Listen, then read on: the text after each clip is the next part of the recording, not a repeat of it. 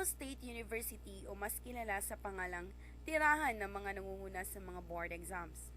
Dito nananahan ang mga matyagang mag-aaral na tinatawag nilang less fortunate yet deserving students o ang tinaguriang scholar ng bayan.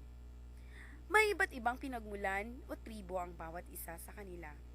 Kultura, isang aspetong nakakaapekto sa paglinang ng kaugalian, paniniwala, tradisyon ng isang mag-aaral.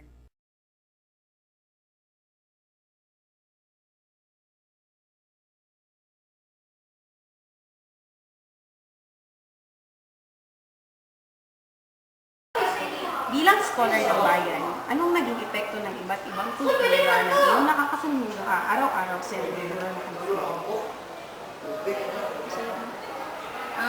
Sa ko kay syempre lahi-lahi naman ang culture mo na siya na-change ka sa kung the way sa akong pananamit, the way sa ako ang sa kong buhok, kaya syempre kailangan mo makibagay sa unsa ang luugod sa kadaghanan o ngari kaya nani ang style sa pananamit sa tanan, pero mapag-isa ka, so gi-change ko na kung the way pananamit na ko, pero sa una rin nagpaldapal ng punuhay, karon wa na, kaya syempre kailangan na to sundo ng dominante nga kultura, pero napoy gyapon ko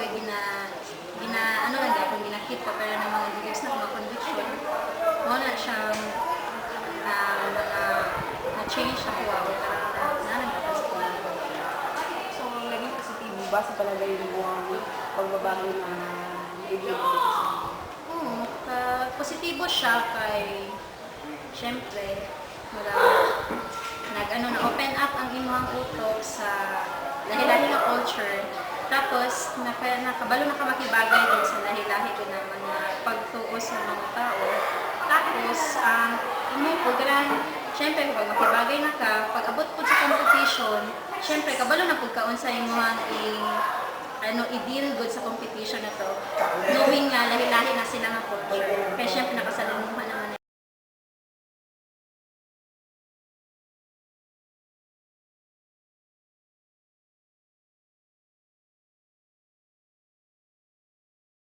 Bilang scholar ng bayan, ano ang naging epekto ng iba't ibang kultura na yung nakakasalumuha araw-araw sa kulturang iyong nakalistan? Okay. Bilang isang mag-aaral ng MSU, at saka bilang isang Maguindanao, kung paano ko inirespeto ang aking kultura.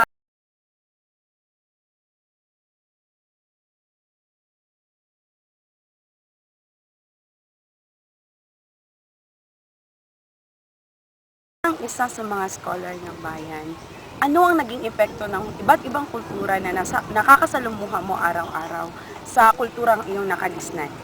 Stop. Para sa akin, malaki ang naging epekto ng pagkakaroon ng iba't ibang kultura dito sa MSU dahil hindi lamang isa ang pagtutuunan mo ng pansin. Hindi marami dahil ang paaralan ay cultural diversity na kung saan is hindi natin alam kung ano sila. Pero bilang isang mag-aaral dito is you have to learn their culture, their tradition because it's part of learning din. Para maka-adjust ka kung ano yung bawas sa kanila, kung ano yung kultura nila at kung ano yung tradisyon na sinusundan nila. Kasi bilang tao ay meron tayong may iba't ibang kultura at tradisyon sinusunod. So, bilang respeto sa kanila, you have to learn and you have also learn to respect them. Bilang scholar ng bayan, paano mo pinahalagan ang iyong sariling kultura? Bilang mag-aaral ng universidad na ito ay napapahalagahan ko ang aking kultura sa pamamagitan ng hindi paglimot nito at ipinagmamalaki ko na ako isang katutubo, specifically blaan ako nanggaling sa London. So, nung pumunta ako dito, nag-expect ako na mas maraming kultura pa or kultura o lahi ang nandito kaya mas sinasabi ko sa sarili ko, ipapakita ko sa kanila kung ano meron ang Blaan, kung ano at sino ako bilang isang Blaan. So, hindi ako nahihiya at hindi ko dapat ipagkahiya kung sino at ano ako.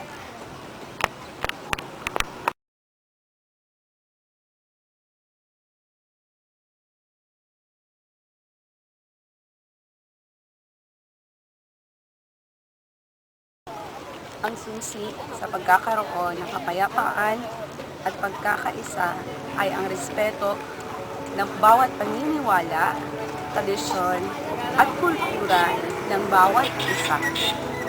Ito po si Jocelyn Tanmayan,